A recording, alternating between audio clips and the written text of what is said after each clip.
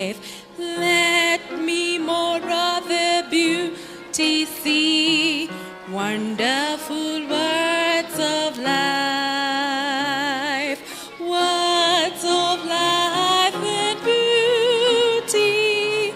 Teach me faith and duty, beautiful words, wonderful words, wonderful words of life, beautiful words, wonderful words, wonderful words of life. Happy Sabbath, children of God. Turn to your neighbor and tell them we are in the house of the Lord. Don't be cold. Okay, today is Children's Sabbath. Today is Children Prayer Sabbath for children at risk. So we cannot be cold when we are like children. All of us are children of God, right? All right, let's close our eyes for a word of prayer as we partake of what the Lord has prepared for us today. Heavenly Father, the time has come. I surrender myself for a vessel. Lord, you know that I am of but slow speech. Lord, you know that I don't have adequate words to deliver this message. I plead in the name of Jesus that you use me. Fill me with your spirit, and I pray in a very special way for everybody in the auditorium, oh Father, that you touch us and speak to us. For this we ask in Jesus' name. Well, our sermon title today is Lost in the House. How many of us have lost things in the house? Do you remember that thing that you lost and looked for days, for months, and you didn't find it? And when you didn't need it, what happened? You found it. Who has lost car keys when they are very late for an appointment? How do you feel at that moment? Please talk to me. I am a teacher. Those of you who know me, I expect response, okay?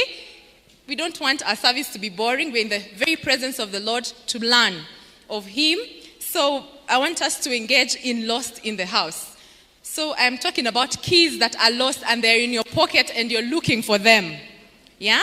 You have keys in your pocket, or a pen that you have put somewhere here, or a knife in your hand and you're looking for it. It is lost, but you're looking for it somehow. So, who are children at risk? I have tried to read, but I didn't find a concrete definition. But this really touched my heart.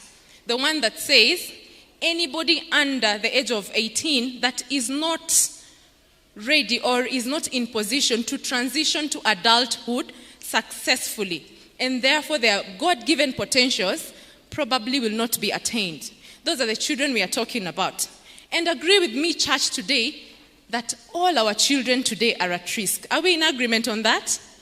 In one way or another, all our children are at risk. And the Lord impressed on my heart to talk about our children being at risk of losing eternity. What did I say, church?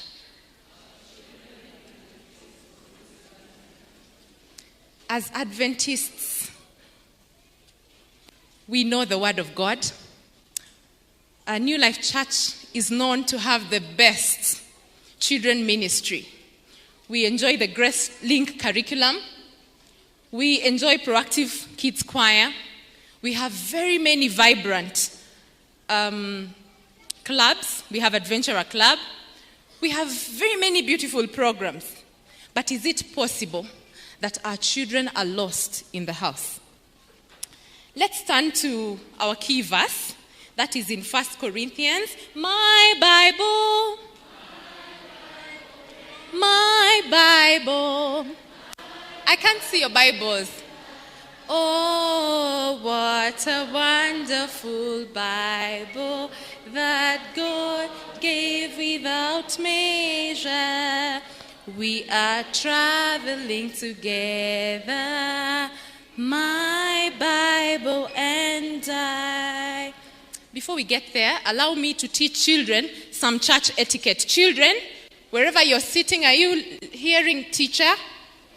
Take out your book and your paper or a pencil, a pen. Do you have your Bibles with you? All right. We don't make noise in church. What did teacher say? We don't move around in church. What did teacher say? What else don't we do in church? Children, remind me. Who knows? Yes, what? We don't sleep in church. Okay. Yes. We don't play in church. We don't throw papers that we are using down inside church. Yes. We don't talk in church. Yes, Emanuela. We don't eat in church. Hey, someone behind there, what don't we do in church? We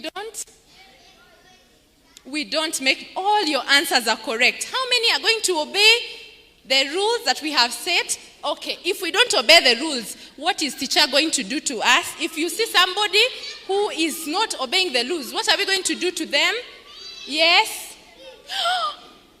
Who wants to be pinched? How many adults like a pinch? Oh, we don't like pinches. What are we going to do? Those people who are not going to obey the rules? You'll be beaten. Okay, now, because we're in the presence of the most holy God, where are we? We are in the presence of the most holy God, and he loves us. We are not going to be beaten. We are not going to be pinched, but we are going to obey. How many promise to obey? Not to play in church, not to walk in church. So can we select prefects who are going to check those people who will be walking? No, let me choose for myself. Teacher Mary, Teacher Naphtali.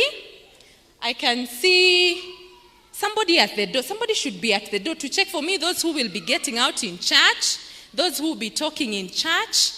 Okay, we are going to open our Bibles and we'll read our Bibles, okay? I love every one of you and I'll give you a hug when you obey, okay? All right, back to the big children. Please don't use your phones in church. Can we have a lawyer here? Do we have a lawyer in the house? Do we have a lawyer in the house? To teach us some etiquette in courts of law. Are we allowed to turn on our phones in court?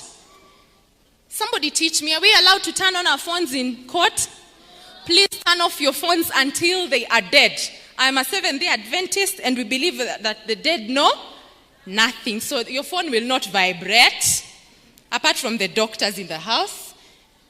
And if you can, please use a literal Bible. If you didn't carry one, share with your neighbor, because we want to study the Word of God. Amen? All right. Take that with love. I love all of you. And I was blessed as I was studying that I don't want anybody to go back the way they came. Let's ask the Spirit of God to lead us as we begin studying the Word of God. Father, we ask that you help us to be obedient children, that we will listen to your word. In Jesus' name we ask. 1 Corinthians 10, 11 to 12. Are we there? 1 Corinthians chapter 10, verse 11 to 12. It says, "Now all these things happened unto them for ensamples, and were written for our admonition, upon whom the ends of the world are come. Wherefore, let him that thinketh he standeth take heed, lest he fall."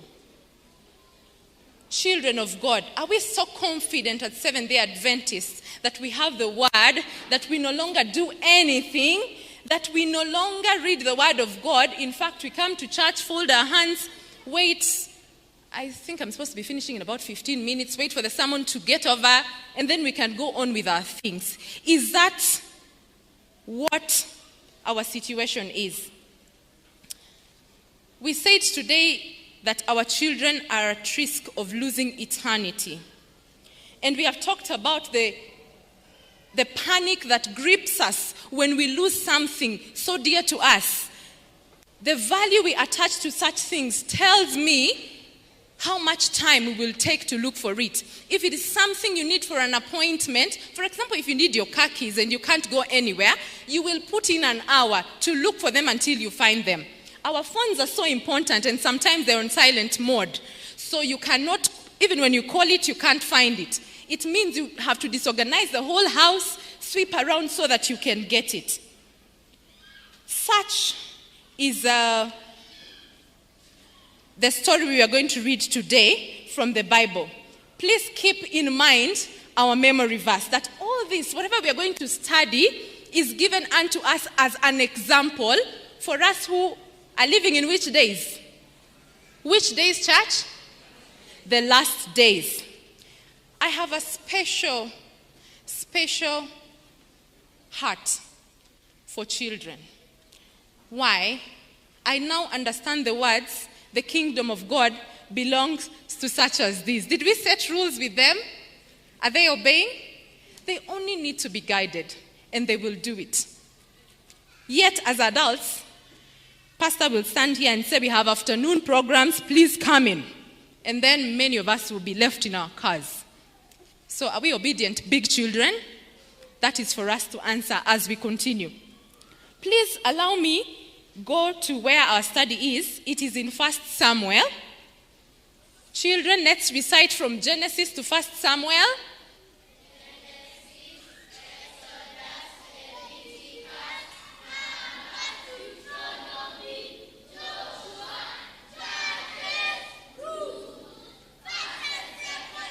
No, we said 1 Samuel. Only 1 Samuel. So have you opened your Bibles in 1 Samuel? 1 Samuel chapter 2. And we'll only consider a few verses there. I'll summarize. You can go back home and read chapter 2, verse 12 to 36. That's what we are studying. But today, allow me to concentrate on 1 Samuel. Someone will open chapter 2, verse 12. Someone else will read for us, kindly. The first person, preferably children, will read chapter 2, verse 12. The next person will read verse 17. An adult can read verse 22 to 25. And the last one will read 29 and 30. In that order, who is ready with Samuel chapter 2, verse 12? Read, whoever is ready with the microphone, read 1 Samuel chapter 2. 1 Samuel chapter 2, verse 12. We are studying, so all of us have opened to follow in our different versions. And it says, Yes. the son of Eli was scoundrel. They paid no attention to the Lord or to the regulation concerning that the priests could demand from the people. Instead, when anyone who was offering a sacrifice, the priest's servants would come with a three-pronged fork. Okay, that's it. Someone else read verse 17. And it says, Yes. Therefore, the sin of the young men was very great before the Lord, for men abhorred the offering of the Lord. Oh, that's sad. 22 to 25, preferably an adult, 22 to 25. 22 to 25, 1 Samuel chapter 2, verse 22 to 25. Now Eli, who was very old, heard about everything his sons were doing to all Israel and how they slept with the woman who served at the entrance to the tent of the meeting. So he said to them, "Why do you do such things? I hear from all the people about these wicked deeds of yours. No, my sons, the report I hear is spreading among the Lord's people is not good." To 25. 25.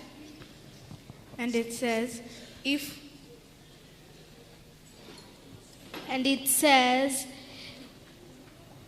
If one man sin against another, the judge shall judge him. But if a man sins against the Lord, who shall entreat for him? Notwithstanding, they hearkened not unto the voice of their father, because their Lord would slay them. Lastly, verse 29 and 30. And it says, Yes. Why do you kick at my sacrifice and my offering which I have commanded in my dwelling place, and honor your sons more than me, to make yourselves fat with the best of all the offerings of Israel? Therefore, the Lord God of Israel says, I said indeed that your house and the house of your father would walk before me forever. But now the Lord says, far be it from me. For those who honor me, I will honor, and those who despise me, I shall be lightly esteemed. Church, if you are following, can you see that our children could be lost in the very house of the Lord? When I was studying this, I trembled because the Lord spoke to me things probably I had never read. Most of the time when we go to 1 Samuel chapter 2, it is the story that is comparing Hannah's son, Samuel, and the sons of Eli. But most of the time, we don't concentrate on the sons of Eli. We concentrate on little Samuel. Today, the Lord is calling us to listen carefully. And verse 12 says, I want us to remove the name Eli, parents, and put your name. And tell me the feeling that you have right now. Now, the sons or daughters of Lin were sons of Belial. They knew not the Lord. Let's reason together, church. Let's think about it. That the sons and daughters of New Life are sons of Belial. When I was reading this word in Hebrew, these days, it's the very name for the name of the devil himself. So, let's bring this home. Sons of the priest. Who was a priest in Israel, church? Who was a priest in Israel? A person set aside.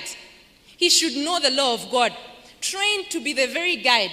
That time, during the time of Eli, he was also the judge. So, the children of President Ruto, should we put it that way? For us to bring it closer home? Our very own children, because the Bible says we are a royal priesthood, a holy nation. So we are the priests of the world today, right? And the Bible is saying that his children were children of whom? That shakes my heart. Could our very children be lost in the very house of the Lord? These are the questions that came to my mind.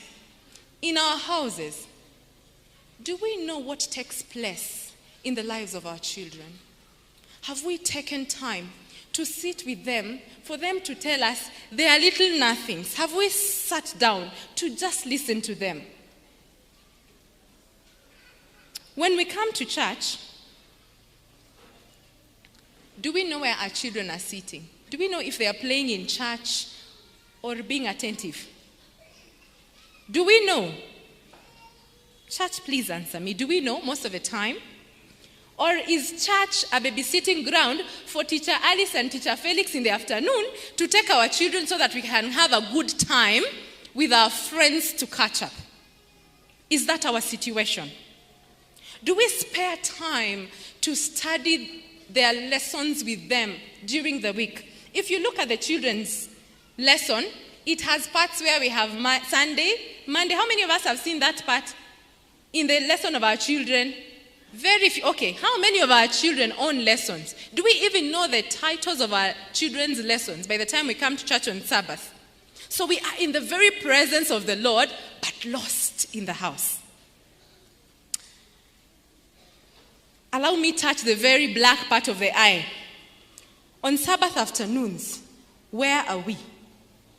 Right now, church looks beautiful. It is full. In fact, a person who is not Adventist, when they pass by, they know right now that there is worship going on. And in the afternoon, is it a social club going on at New Life SDA Church? Was there a wedding and some people carried their food to eat in their booths? What is going on in the house of the Lord? The story tells us what they were doing.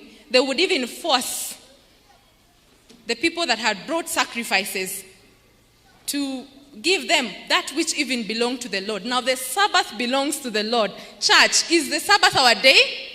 Is Sabbath only up to 1 o'clock and then we are free to do our own things? You're very sad. I am equally very sad at our state. This message was so heavy on my heart. I'd tell you something. When I was told I was speaking, I began preparing, and when I prepared, the person that preached last Sabbath preached what I was supposed to say. So that tells me that New Life is loved by God. He sent somebody to lay a foundation for the message we are hearing today. What was the sermon title for those of us who were here last Sabbath? Somebody shout if you were in church. What was the lesson title? Well, we came to church, but we were not in church. Lost in the house. The sermon title was, yes, Hide Your Child. And it is a child who is remembering. What was the sermon title? What was it about? What was it about? The big children. I want the big children to give me an answer. What was it about? Somebody tell me what the sermon was about. I can't hear you. The parents of whom? Of Moses. And today, that was good parenting. So today we are learning about the other side, the flip side of parenting. Like Eli, we may be in the sanctuary of the Lord, but we are lost.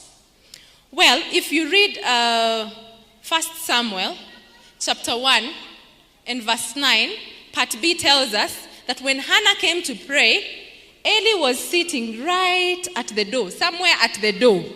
So Eli would wake up and sit somewhere at the door. And it was at the door that he noticed this lady called Hannah, that she is praying, but she looks like she's drunk. So could we be like Eli? We come to church and sit, but when we come to church and sit, we are busy looking at who did not come. Our minds are far away from the Lord. So I call us to take this very seriously. I want us to study the parenting style of Eli, that our children will not be lost in the house. Who is making noise? This story is very sad because Eli was very busy with his congregation. In our places of work, we may be known as the best employees. At church, in our church offices, we perform duty very well that our church members know so.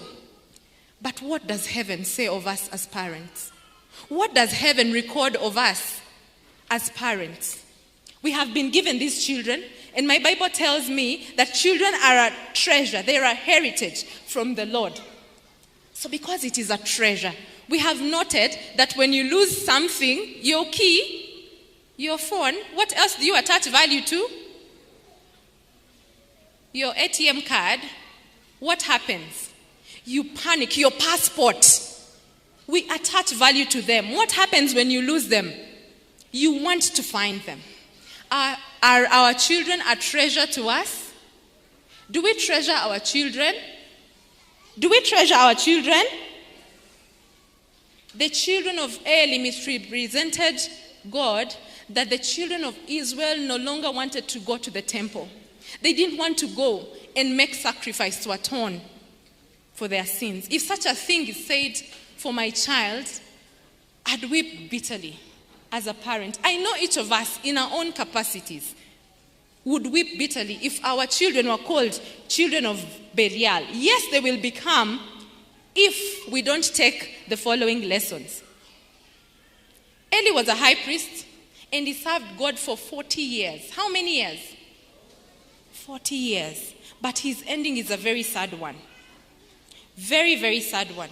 So here are my takeaways from this story. Number one is that we must begin training our children early enough. Those of us who contemplate being parents, those of us who are already parents, our parenting style gives our children a parenting style. In other words, we pass on what we get. For those of us who are my age and above, you know that your mother would look at you and quickly what would you do? For example, you're trying to stand up in church and you want to go. So when your mother gave you a certain look, or there are visitors and your mother gives a certain eye, what would you do, church? You would quickly straighten up. What has changed? That our children do not even know how we look. Yeah? They think we are playing or joking with them all the time. So even when you say, Fulani, usikae hapo, hey, anaketi, and then you say, Kababa, please stand up. Isn't that how we treat our children? Very, very sorry state. Nothing is mentioned about Hophni and Phinehas as were raised by Eli, right? But when you read that story in verse 23, 1 Samuel chapter 2, verse 22. That must have been verse 24, sorry.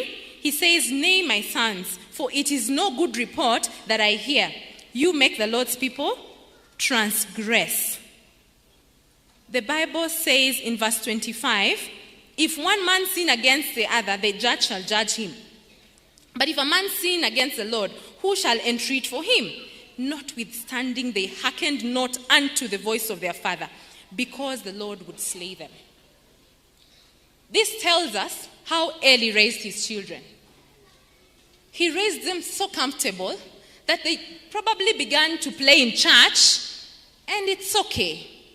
They probably, at this tender age, would say anything to an adult, and it was okay. So how then was he coming to tell them as adults to stop doing what they are accustomed to doing? So we must begin to train our children early. Proverbs 22 verse 6. Let's say it off memory because we are children of the word.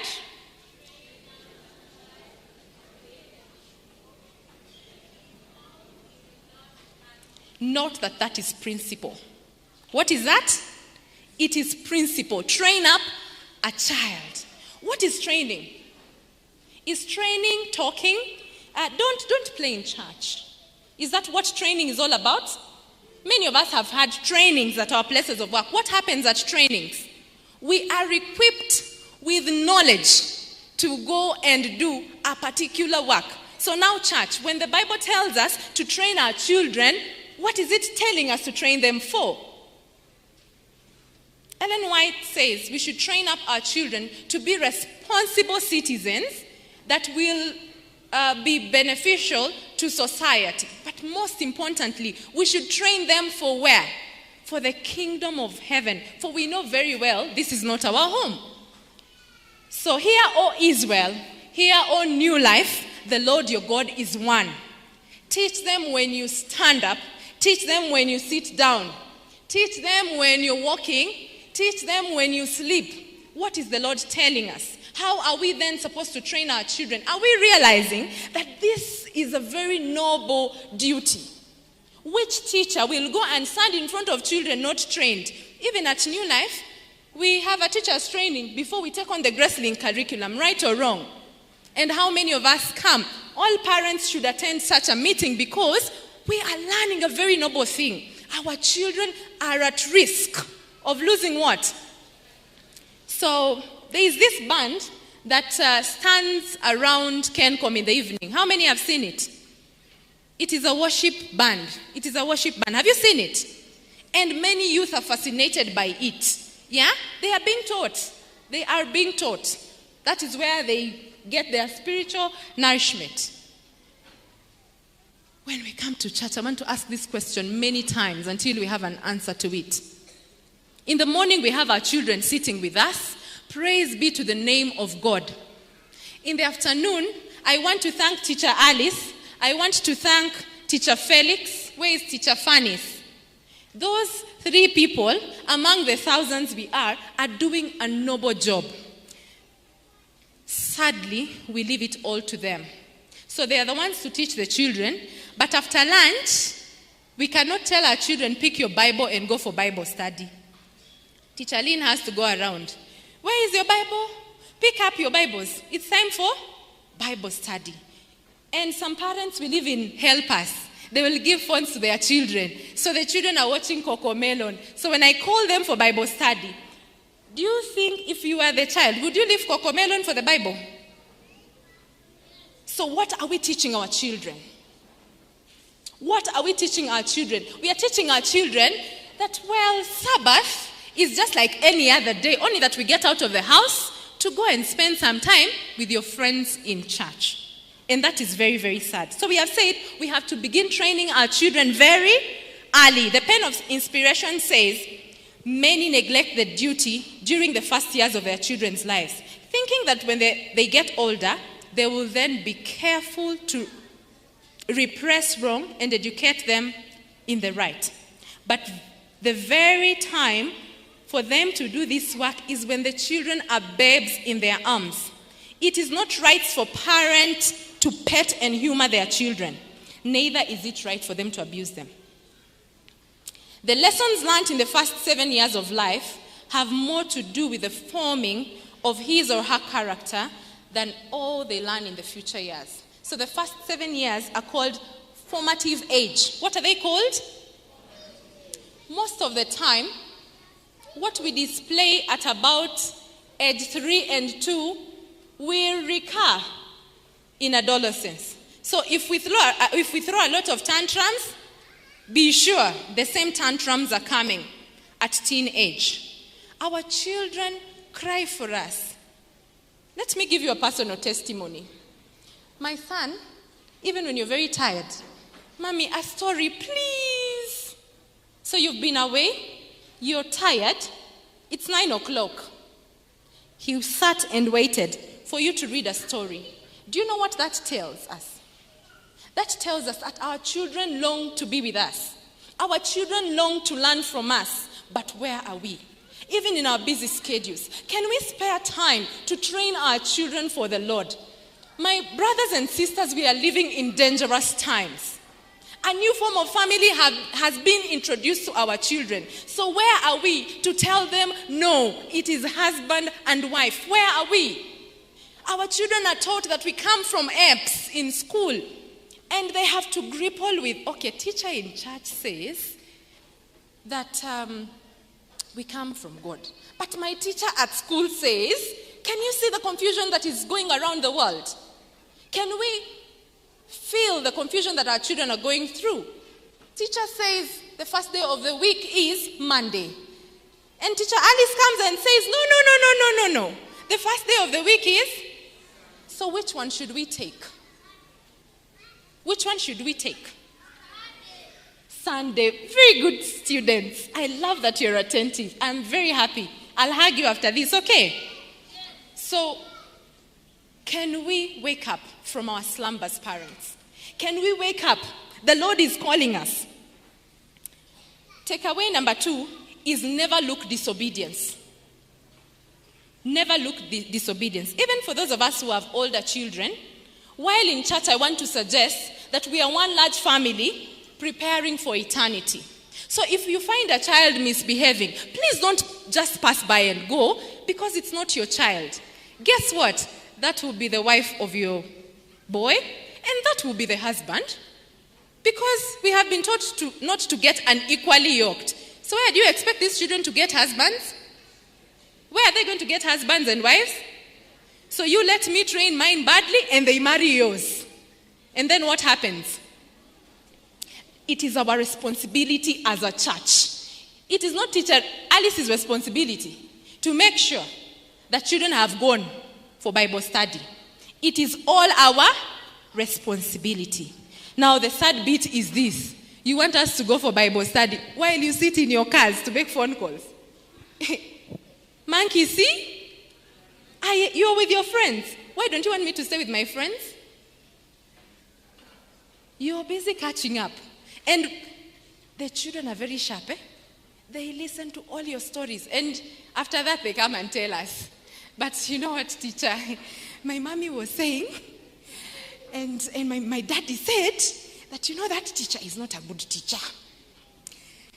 And they are telling us. So what example are we giving our children? We expect them to grow very straight. My daughter challenged me this morning. We were having a certain discussion, and I said, no, I can't do this. And she told me, but mommy, you said, I can do all things.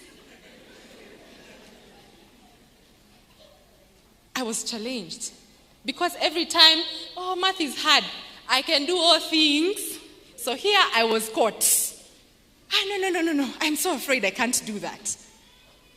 So we want to preach water while we drink, and it will not happen. We should never look disobedience. Let's read 1 Samuel chapter 3 and verse 13. 1 Samuel chapter 3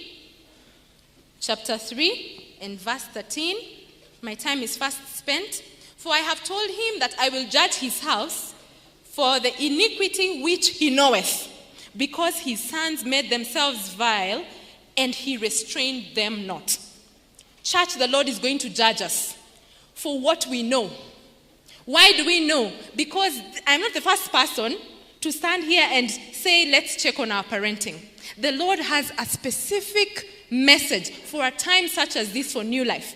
It's not coincidence that is what was spoken last Sabbath.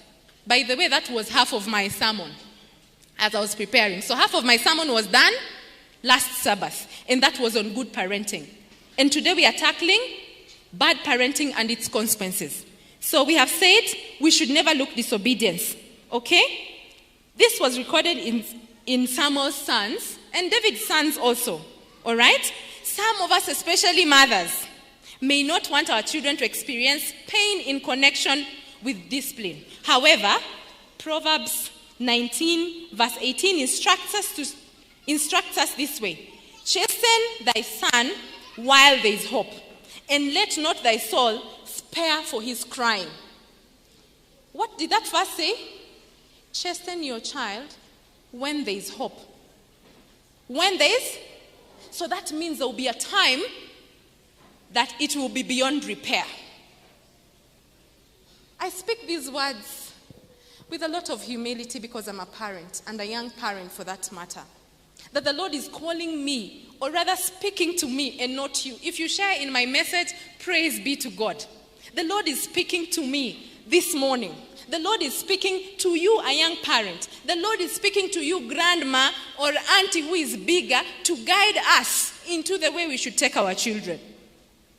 So, the first step in teaching our children to obey God is when we teach them to obey us parents.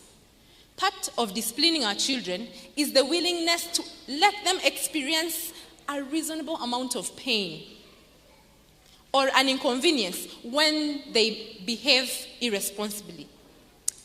If we fail to do this, we will be in deeper heartaches. One of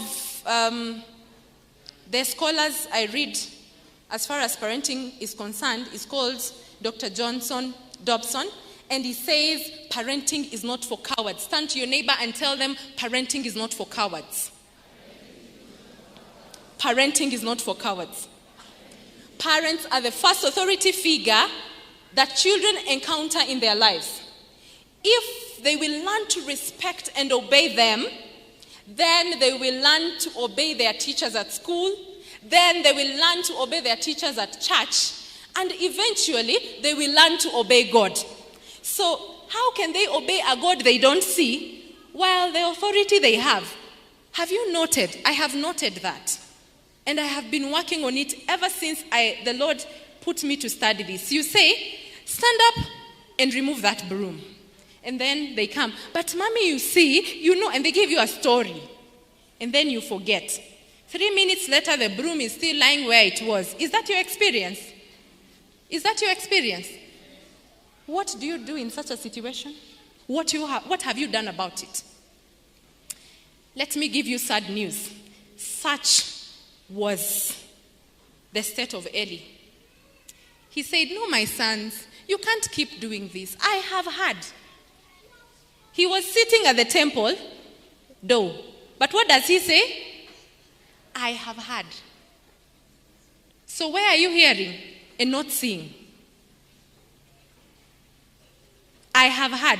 I have had that Esther and Elisha were playing somewhere there and the tree fell on them. Where was I? I have had, in the very presence of the Lord, lost in the house. Children must understand that when we discipline them, we are also obeying our Heavenly Father, and we do it because we love them. This is in harmony with Hebrews 12, verse 5 to 6, which says, my son, do not make light of the Lord's discipline. Do not lose heart when he rebukes you, because the Lord disciplines those he loves and punishes everyone that he accepts as his sons. So, parents, let me say something to us that is new today. Loving our children does not mean you buy the whole toy world and put it at home. I'm not saying that's bad. But I'm saying loving our children is training them knowing that tomorrow we may not be there. Tomorrow is not ours, parents. The day we have to discipline our children is now, is today. Allow me to suggest that beginning this Sabbath afternoon, because you're very obedient children of God and you have heard the word of God, we are not going to go around. The pastor will not stand here preaching and the auditorium is empty, but the church ground is full of people. It is seen that we are not keeping the Sabbath day of the Lord. We come in the morning to worship, but in the afternoon, we are in our cars, we are everywhere. There are people everywhere. But the choristers are here standing and singing to the auditorium alone. Where do we go to? Oh, we take our children to Garden City every Sabbath after church. And they know, from here we're going to KFC for lunch. Okay? And that is our habit. It is seen, children of God, beginning with myself. I told the Lord and I vowed that I want to be accountable. For the last 1 month, I have been teaching my children and telling them when we go to church, I want one of you sitting here, the other one here. After lunch, I want to go with you for Bible study, and the other one you should account for your time. Because the Lord spoke to me. I don't know if the Lord is speaking to you, but you will not stay outside and expect your child to go. Come, let us open the Bibles with our children. When we finish, Bible study is usually about an hour. Let's go for proactive choir with them so that they know that this God is not some abstract, something we don't see for mommy. We go to church for mommy. No wonder when they get to teenage, they don't want to come because it is, when you come, you're doing peer pressure. So when they come, they also want to go and do. Up to primary, they have Bible study. Where are the youths after church? Church, help me account. Let's think about it. Where are the ambassadors after lunch? Where do they go to?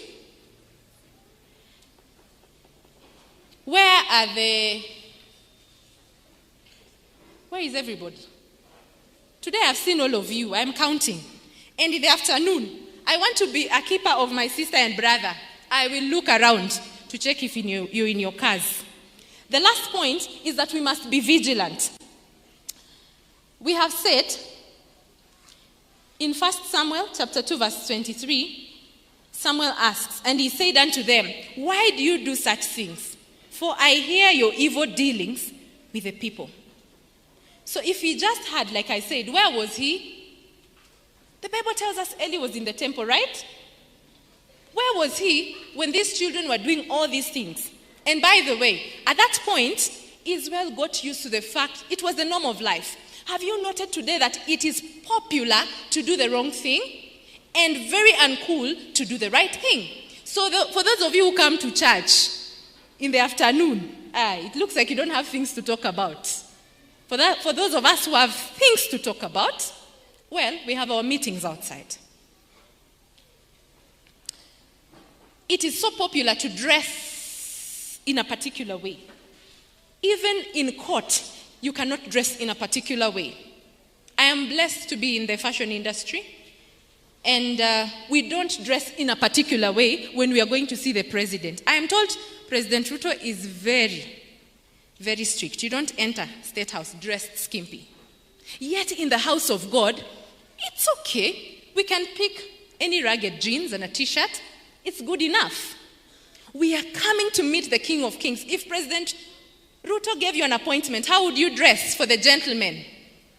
That day you would look for the coolest tie, right? Probably Dr. Wangai should train us. How do you go to State House, Dr. Wangai, when you're cold? You dress sharp, right? In the best. Do you polish your shoes? Yeah, do you polish your shoes? But to the house of God, we can come with dirty shoes. It's okay. We should teach our children church etiquette. We should teach them throughout the week. Please sing it as a song. When we go to church, we don't sing it as a song so that when they come. And please, also tell us what you will do to us. Today, are they silent? Are they silent today? Are they usually silent? So it's not a one-day job. Let us continue to train our children church etiquette. As I wind up,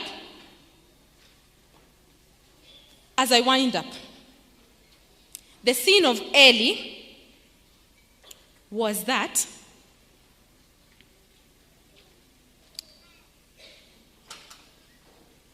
he esteemed his children over God.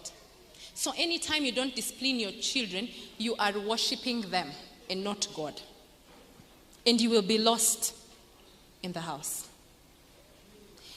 Anytime your child takes a slipper and throws it at you, and you say, Baba, stop it. But you, what's wrong with you? You're worshiping them. You take them to the supermarket. How do they behave when they see a bubble gum? Ting, ting, bubble gum. How do they behave? At 2 years old, how do they behave?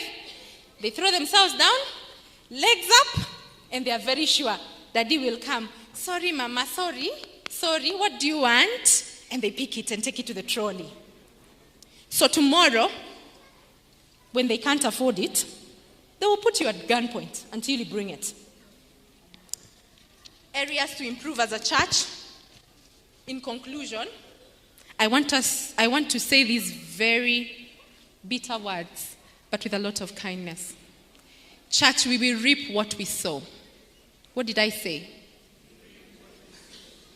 We do not expect that Christ is coming, that we are going to double or triple our membership while we lose the ones that the Lord has given us. We can't afford to lose them. So I suggest that we clean up the house and find our children. How are we going to do this? That each of us is going to be a faithful steward. Because when Pastor stands here and we're dedicating children, he asks the church, do you vow to help the parents? And each of us, with the witness of heaven, do what? Put up your hands. Yet you find this child fighting with another, and you pass them like you did not see them. Can we all take up responsibility of our children? And I have a call to children who are older. If you do not obey your parents, you slay them. So true love for your parents is shown by paying allegiance to them. I'm talking to the youths. I'm talking to the preteens and teens. Obedience to your parents does not make you uncool. It makes you cool because the Lord God of heaven has promised that when you obey, then you shall have many days. So if your parents tell you something and you feel like they are not cool enough, I want you to remember that you reap what you sow. Your same children will do the same thing to you when you grow up. That is a sad bit. So youth who are here, and this morning your parent dragged you to church, think about it.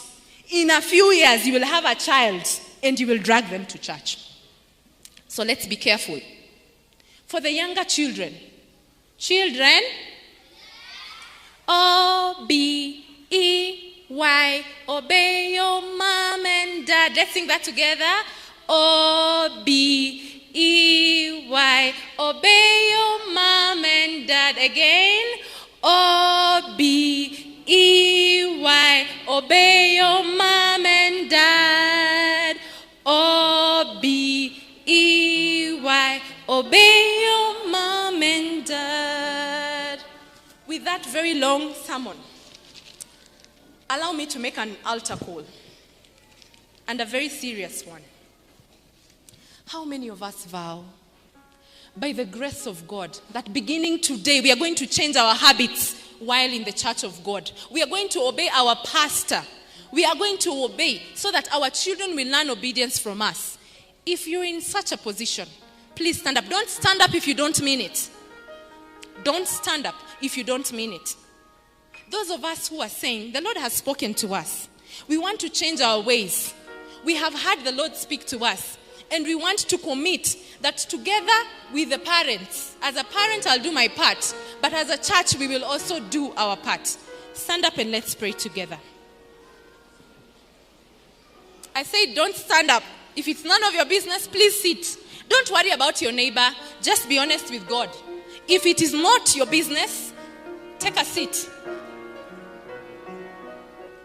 That each of us parents vow to bring our children on time for Sabbath school, and that we'll have taught them at home. Let's pray. Everlasting Master, you have spoken to us. We have heard your voice that perhaps we have been lost in the house. Thank you for the hope of Jesus Christ, that we can find ourselves in the house. It is easier, Lord, for us to be found in the house. I plead in the name of Jesus that you give us the strength, the wisdom as parents, as a community, that we will raise these children for the glory and honor of your name. That when the roll is called up yonder, we shall be there rejoicing with our children, and that we shall never be lost for the neglect of our parental duties. Is my prayer in Jesus' name. Let's rise for song number 653.